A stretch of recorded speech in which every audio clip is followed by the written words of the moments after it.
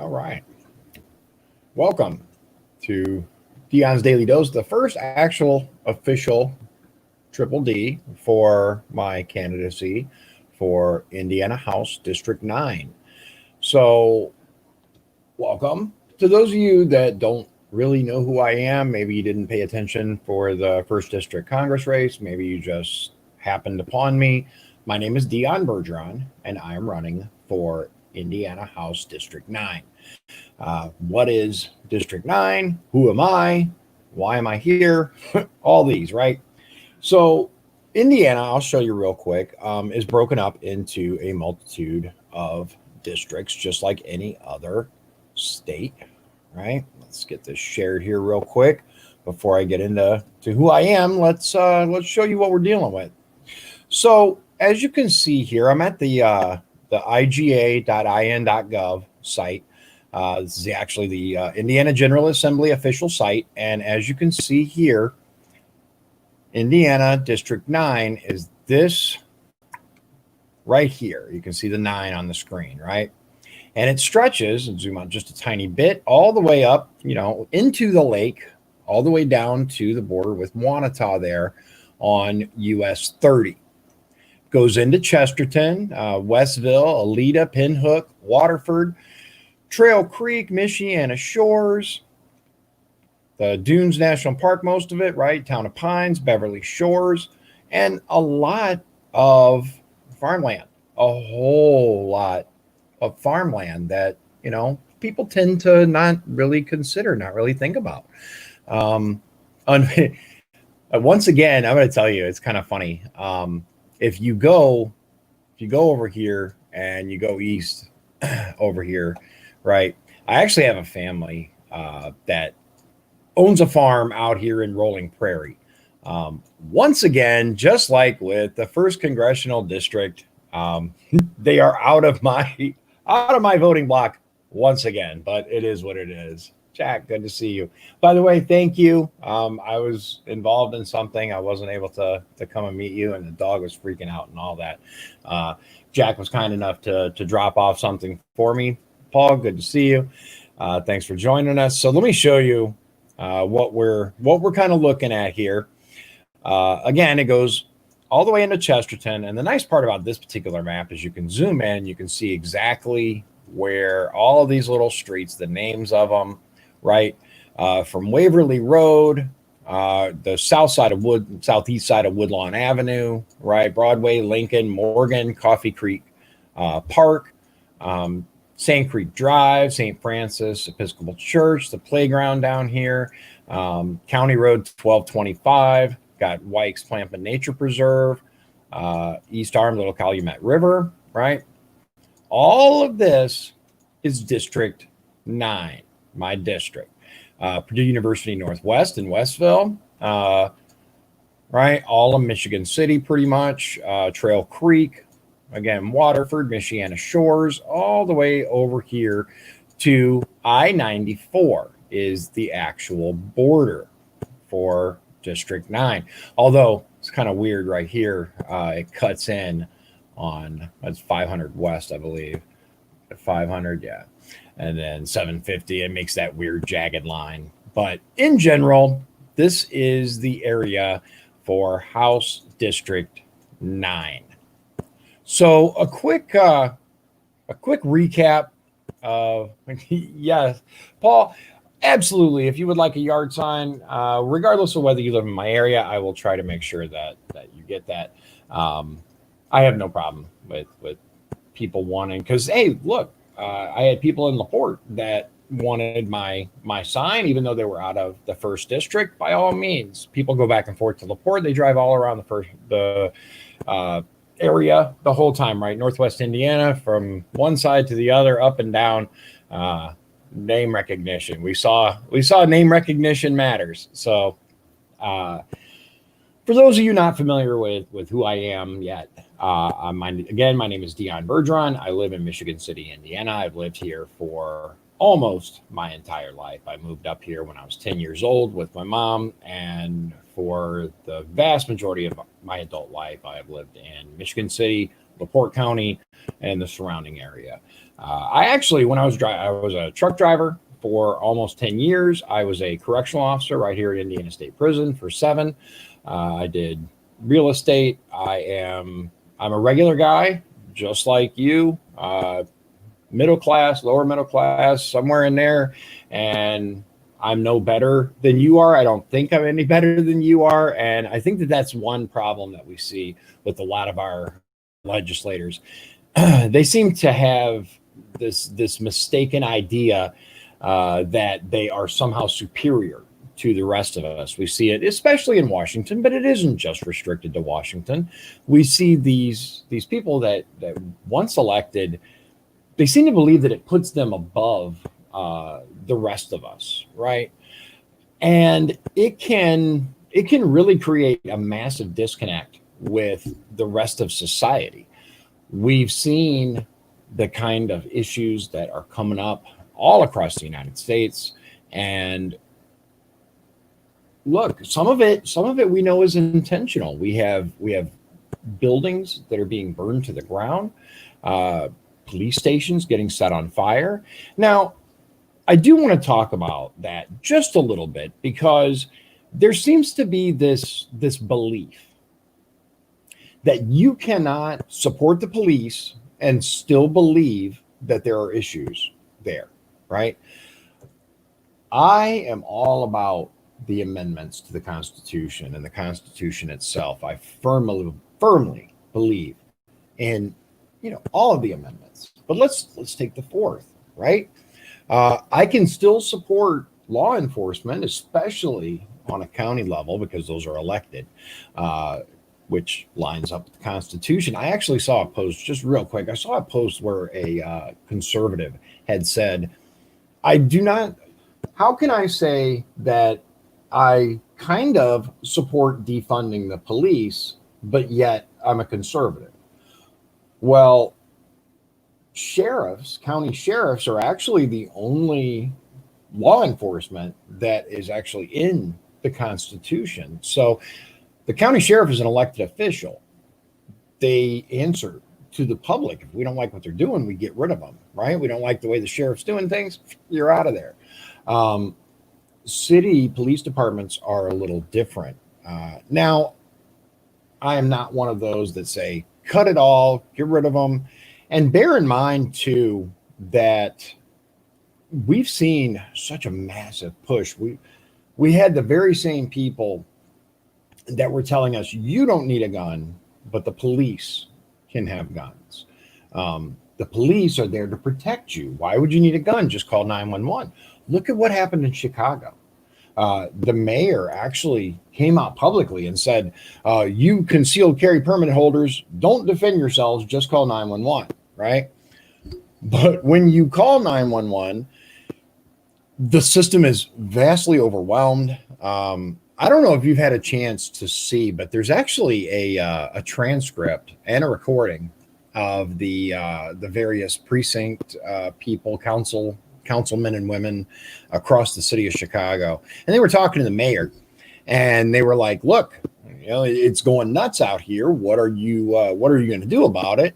And the mayor was pretty much like, sorry about your luck, right? It's an insane, it reads like fiction. It really does. You read it and you're like, did this really happen? And allegedly it did. I'll have to dredge that up. The wife was actually showing me that just the other night.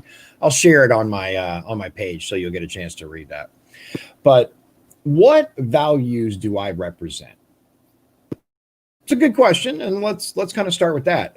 First of all, I am a fiscal conservative.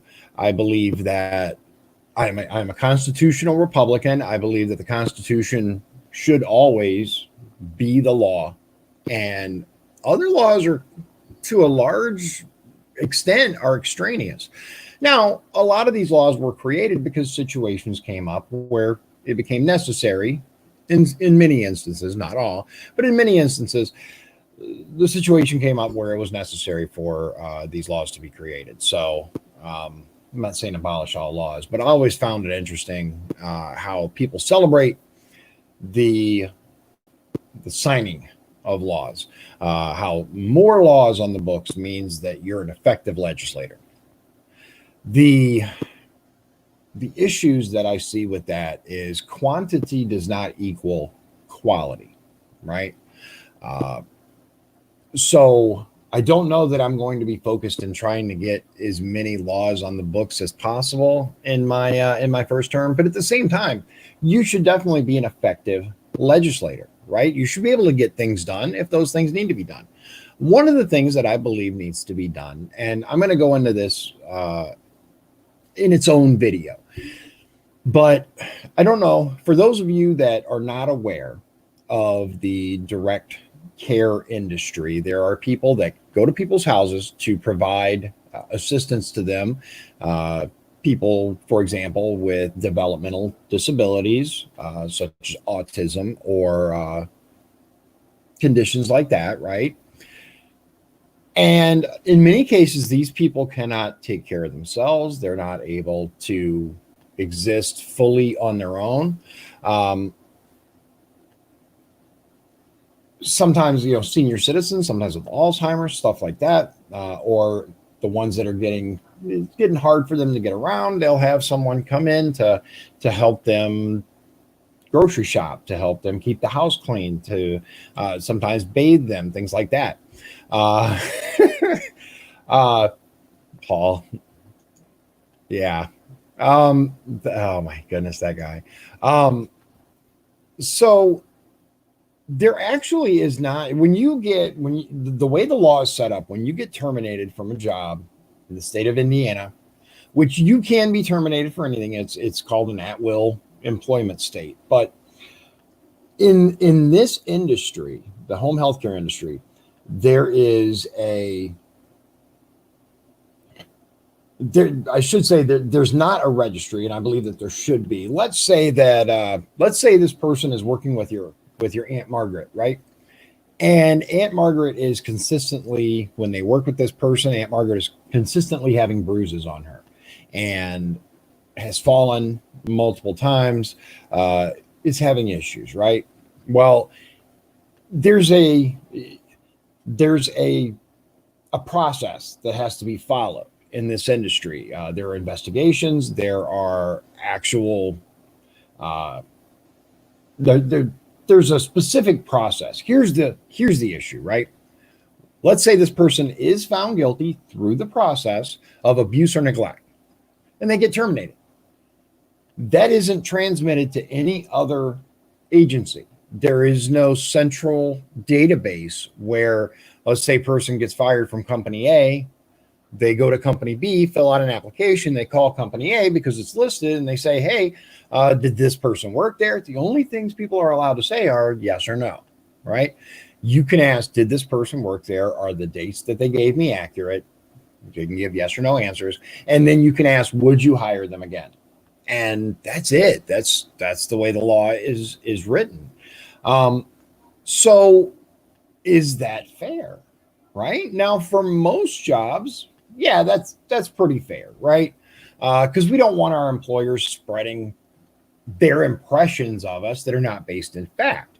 Unfortunately, with this particular industry, because there's such a process to get to that, right, it becomes a fact.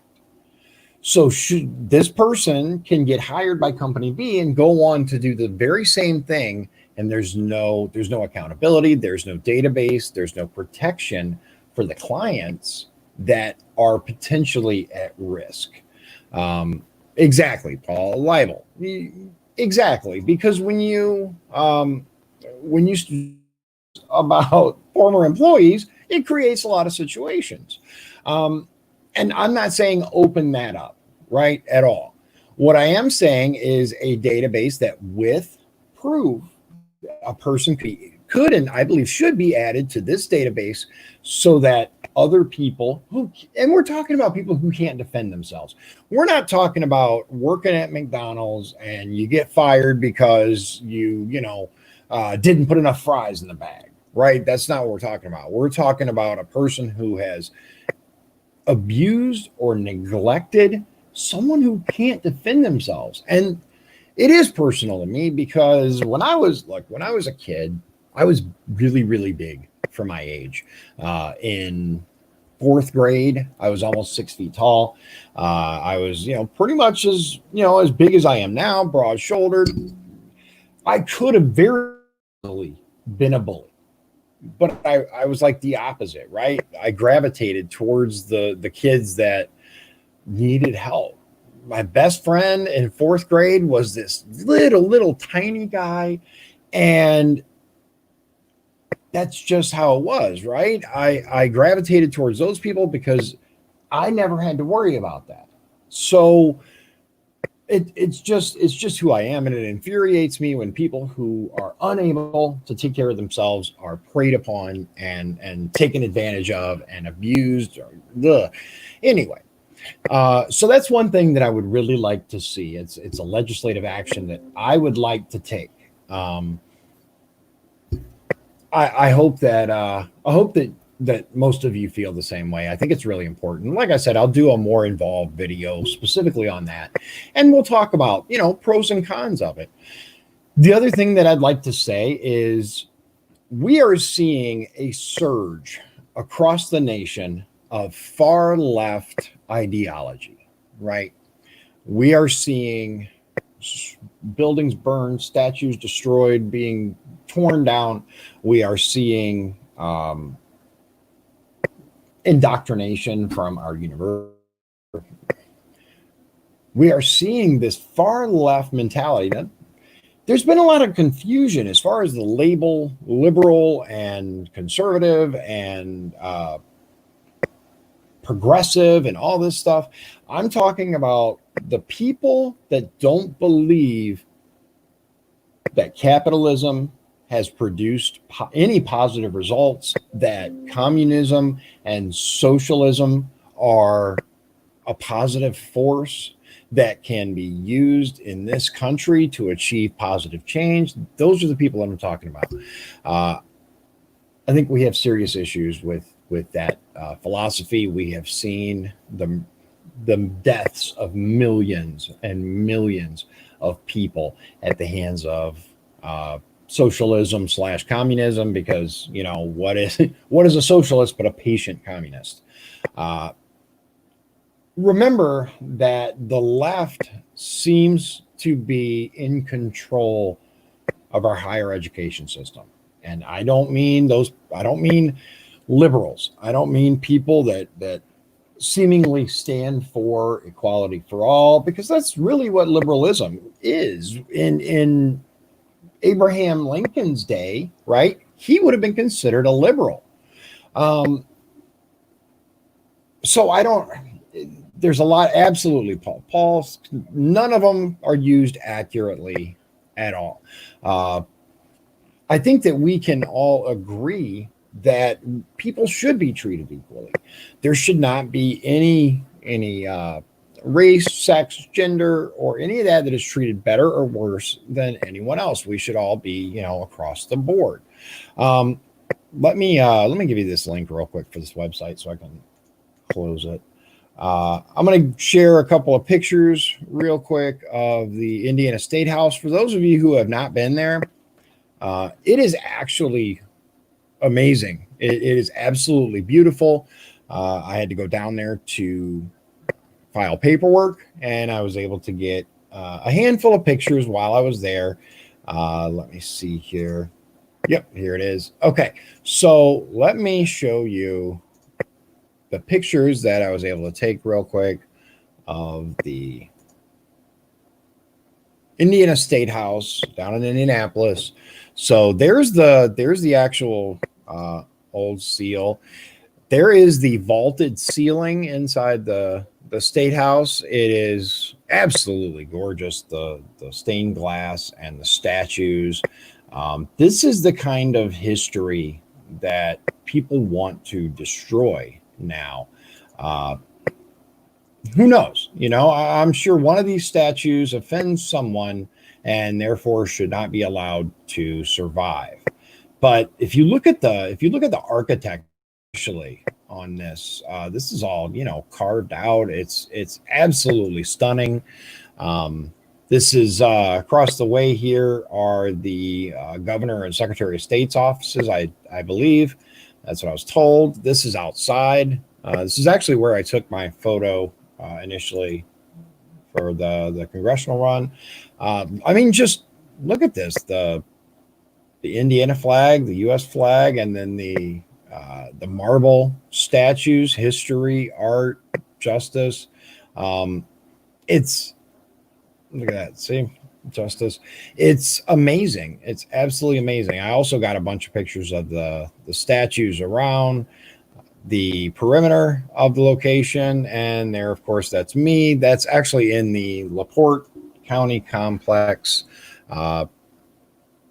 So when I went to do the caucus, which was actually pretty cool, it was an experience. If nothing else, all of this is an amazing experience. For those of you, kind of following along, I'm trying to get the name of my Facebook page switched over to Dion for Indiana. Not an issue on Instagram, not an issue on Twitter, but of course, fascist book. I mean, Facebook, of course, has to maintain that absolute, control. I agree, Paul. I definitely would like to get back with Gun Guy and Mr. Relford. He's a smart guy. I think we had a very, very fruitful conversation last time, and I think we can definitely improve on that. One of the other things that I would like to do that actually directly relates to that is I'd like our red flag laws to be examined in even greater detail and fix some issues there. I don't know if you noticed this. I've been paying more close attention to the attorney general's race than most people, being that I'm a delegate. But the guy running on the Democrat side says he wants to, quote, close the loopholes in the Indiana red flag. Now, that concerns me because as it stands, I feel like we already have the reverse of due process. We have people that make accusations, and these accusations are assumed to be true before any kind of legislative action, any kind of trial, any kind of anything. Now, it's been stressed, and I do want to point out that Indiana, we do have it better than other states, right? Law enforcement officials have to be involved in this. It can't just be Karen from down the street that says he's scary. It can't just be that. Law enforcement actually has to be involved in it. But is it enough, right? Is it enough? Does it stand up to constitutional scrutiny? That's my question. And the Constitution of the United States, the Fourth Amendment, right? Protection from unreasonable search and seizure. We should have a trial before we have our rights suspended temporarily. And in this case, I think we are backwards, right? Oh, you are a dangerous individual. We're going to take your stuff away. Well, where's the proof? We'll get to that, right? We'll get to that. Initially, we're just going to take it from you. No. I don't like the way that it is at all. I think we can do much better. So our current legislator for Indiana District 9 is a very, very left individual. And let's just say we don't agree politically. But one thing I will say is that I understand that I'm not just going to represent the right, assuming I get elected, of course. Just like I said, in the first congressional district, I'm going to represent all of the district. There are people that are on the far left political ideology. There are people on the far right, and everyone in the middle, right? I represent all of them, and I listen to all of you. It's important because we have a lot of people. Nope.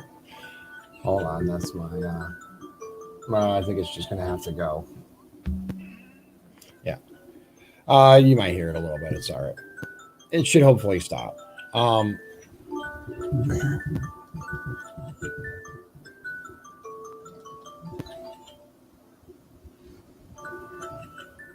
I'm trying to stop this alarm. Here.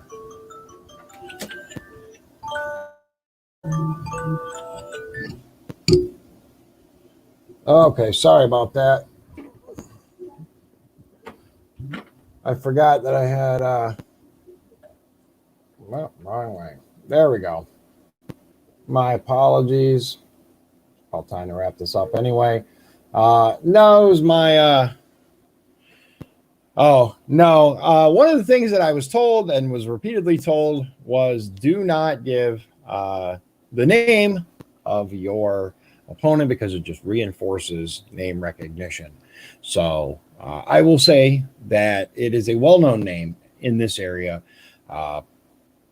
If you really want to know, you can look it up. But their political ideology is very, very, very, and we see what that is doing all across the country. We see what that is heralding in. We see the destruction. We see the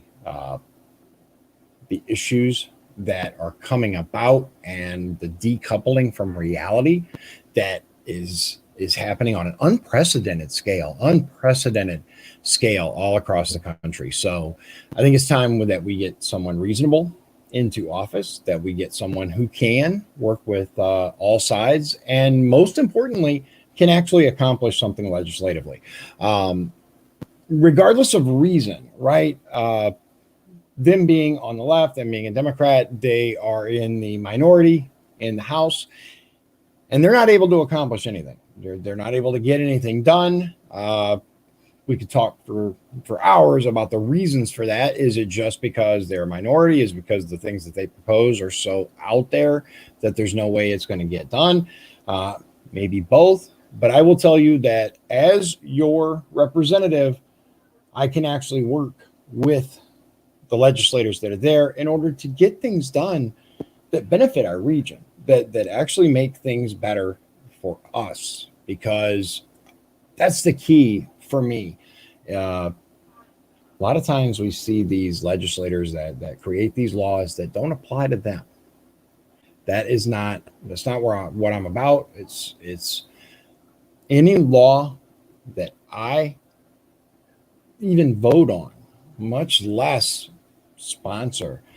Any law that I vote on, my first question is, okay, this law affects me. How do I feel about it? Right? Because I don't think laws should even be possible that don't affect the people that make those laws. I'm going to make that very clear. And it's something that I've talked about before with U.S. Congress. A lot of these people, they make these laws and it doesn't affect them. It has nothing to do with them. They don't care. So kind of to wrap up, I'm going to tell you I have my my campaign committee that is established. I have people that are serving on the committee, and I am also taking names for volunteers for door knocking in the area. Once again, I'm going to show you real quick what area we are talking about here. So the area of District 9, right, again, goes all the way the corner up here and Interstate 94 and Michigan, right up there, right, goes all across the lakefront, all the way down through Beverly Shores and all the way almost to Dune Acres, right? And then it goes south, kind of back and forth into Chesterton, skips around the tourism, but at the junction of 94 and 49, that's all part of the district. Little bit over here, right, comes down Coffee Creek, 49 to East 1100 North is the cutoff, but it kind of loops up and around, and then it drops way down here to East 600 North and encompasses Westville. So I actually have multiple correctional facilities. Oh man, I forgot this again. There we go. Okay. Hopefully this isn't too far out I got to remember to turn that off completely before I start these. I was out of the mix for a little bit, right? Took a little bit of time off and got a little discombobulated. Yeah, we're gonna be doing some more. We're gonna be doing some more shirts. We're gonna get some signs going. I actually got the new vinyl for the back of my truck, which Jack was kind enough to help me out with. I just got to make sure I line it up. I'm very, very OCD. It has to be perfect. That's going to take me a while to get the tape and the measuring and all that lined up. Hopefully, it'll be a nice day tomorrow. I can get that done. I have the website to do. I was actually planning on sending out my press release. I don't know if I'm going to do that tonight or if I am going to wait until my website is fixed. We'll see. But remember, the hashtag is now hashtag Dion for Indiana. And you can, the website's still the same. Yeah. If here's the thing, right? If I thought he could actually make it right, I probably would. If you have any questions about where I sit politically, about what my goals are for District 9, if you just want to chat, email me, talk@dionbergeron.com. See if there's some stuff that you want to know, if there's some things you want to find out about, don't hesitate to get in touch with me. I respond. I am the person who responds to my social media. I am the person that responds to my email. So I do not shuffle that off to people. It's all me. So I will continue that. And like I said before, I don't know if I will be able to maintain every single social media by myself. I think so. I think it'll be much less intense for this than it is for Congress, where you have like 18 staff members. It's craziness. What do they really do? Do they need that many people? That's a conversation for another time. But thank you very much for joining me once again. And I'm going to be making some short issue oriented videos and releasing them on my page in the near future after I get my website situated and get all that done. So once again, God bless you, God bless Indiana, and God bless the USA.